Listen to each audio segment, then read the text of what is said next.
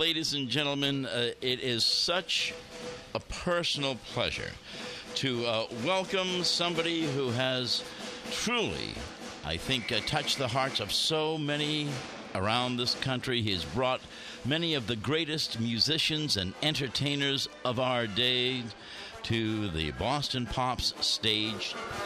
He is loved by everyone, audiences far and wide, for his beautiful style expressed not only through his love for music making, but also his unique ability to communicate, to speak directly to our hearts.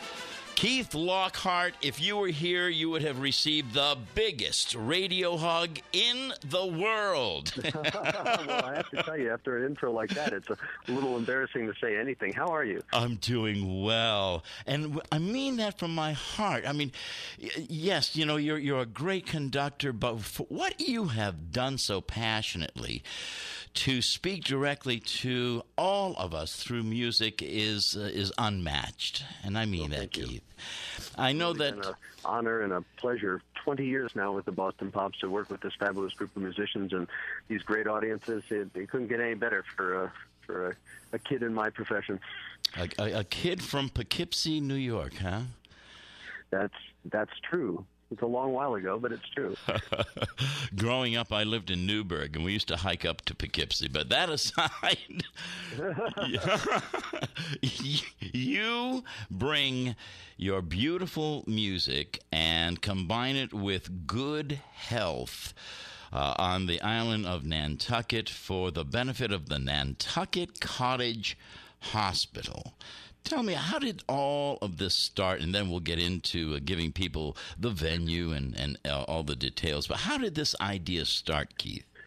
Well, you know, it started actually a couple of years before I came on the scene. So I'm not really sure of the original genesis, but basically the idea was from the people who care about Nantucket Cottage Hospital and the year-round population there, was that 25 years ago, Nantucket Cottage Hospital was seriously under-equipped to deal with the medical needs of the population. The population swells so hugely for part of the year, but also for the people who live and work there on a year-round basis. And they had this idea of putting on a benefit concert, and they approached us. And, you know, it's funny how things that are a good idea eventually morph into a tradition. And now people who spend their summers on the island tell me that the summer wouldn't be complete without us showing up on Jetty's Beach. Oh, absolutely. It is more than a tradition, Keith. Because of the Boston Pops, the campaign is raising, from what I heard, $75 million in a capital campaign. I mean, this is just awesome work. And when I hear that the Boston Pops is doing this in conjunction with the community, I want to talk about that importance. This is part of what you've done. You have taken the Boston Pops Orchestra and meshed it in with community. And that is something that is just to be applauded. I mean that. Well, it's really, you know, ultimately the mission of the Boston Pops. Our mission is to connect with audiences, all sorts of audiences, not just the small group of people who consider themselves to be classical music, orchestral music fans, but really to meet with everyone on their own terms and their own level. And the Nantucket tradition is really an example of that, but we've tried to do that all over the country and around the world as much as we're able. Right. Do you have any idea of what the selections or how the evening will unfold? I do, actually. We are featuring on the second half. We always try to bring a good party band along. It's a beach. It seems like a great place for a dance party. And we are bringing a wonderful group called Arrival from Sweden, who are an ABBA cover band. Oh, I see. Get your 70s and 80s appropriate attire out and prepare to dance to the music of ABBA with the Boston Pops on the second half. The first half, we're playing some great Boston Pops arrangements, some brand new things to our folder, and some classics. We are presenting a very special thing that we commissioned this year called This Difficult Song, which is a piece that is in tribute to the Star Spangled Banner, our national anthem, on the occasion of the 200th anniversary of it being penned. which really has moved and affected audiences everywhere we've done it. We're really excited about that. And, of course, the 1812 Overture, our signature July 4th tune, done a little later, and fireworks. That sounds beautiful. Fireworks right there off of Jetty's Beach with the Boston Pops Esplanade Orchestra and, of course, Keith Lockhart. Do you take a few days off after that and enjoy Nantucket's famous beaches and the serenity of Nantucket, Keith? Well, it's I usually choose to come back to Nantucket when it gets a little bit less busy a little later in the season. I'm going back with the orchestra that evening to spend some time with my family, but we'll be back on the Cape and Islands within a couple weeks after that. Just a couple more questions. I know you're in the middle of rehearsal, and you have no idea how grateful we are that you've taken these precious minutes to spend with us. But I want to talk, Keith, I want to talk just for a minute about the kids. You have children. I want you to leave a Post-it note on the sugar shaker on the breakfast table. How in the future, what message are you going to leave the kids of the future about the importance of music, about their role in keeping the importance of music alive and healthy? Well, I think if we can teach one thing to our young people about great music, and by great music, I don't just mean Mozart, Beethoven, and Brahms. I mean the entire spectrum of great music that the Boston Pops believes in, is that music collectively is the soul of our civilization. And we spend so much time these days obsessed with the what, the how, the objectives, the how much, and especially in a day where, everything seems to be getting increasingly superficial, it's important to be reminded of why we're here to begin with. And I think music is something that does that in a different way for all of us. And one of the reasons that I think that even though it is one of those things you actually have to dig for and work for more than so many things in life these days, it is worth the journey. Right. And finally, we have some, I don't know if you know what Johnny cakes are, the old... I do. You do? Very old New England. Of course. Well, we are broadcasting from historic New Bedford. And I hear wonderful, positive news that perhaps the Boston Pops, you and the Boston Pops Orchestra, will be coming to this area at a future date. Nothing is in stone yet, but we are so hopeful that you will also touch the hearts of many of us here in historic New Bedford with your presence. Is that possible? That certainly is possible. I have heard rumors to that effect, also not confirmed and substantiated yet, but we remain hopeful. We love the fact that we are a resource for music, for entertainment, and for joy to people all over the Commonwealth, and we would love to be down in New Bedford, and so save a couple of Johnny cakes for us.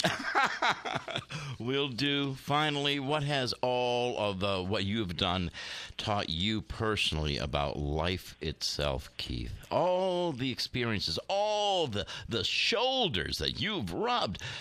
Oh, my gosh, all the celebrities of the world you've stood next to. What has all of this taught you personally about life itself? Well, I think, I've been very blessed. I've had 20 amazing years with this orchestra. I could not have settled in a better place as a performing artist and as a musician. I think one of the qualities that we overlook a lot in life these days is one of gratitude. That it's so easy to get caught up in the drama of your own life that you forget how incredibly fortunate you are. And as I get older and as I look into the eyes of my young children, I think that one of the best things that we can teach them is that we are extremely fortunate. We need to be able to express that gratitude and to give back. Oh, my God. Our heartfelt appreciation surrounds you. That radio hug still embraces you, and we hope to see you here. Good luck on Nantucket.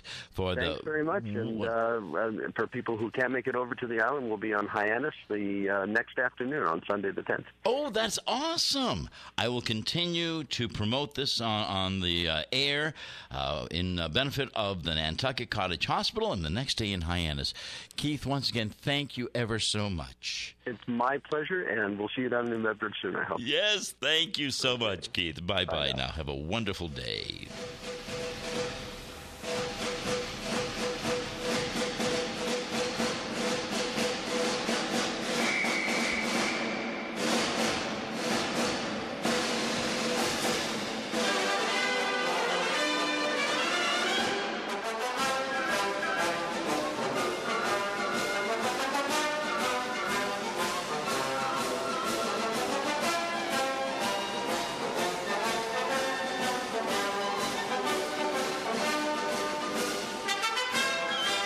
Great music and good health.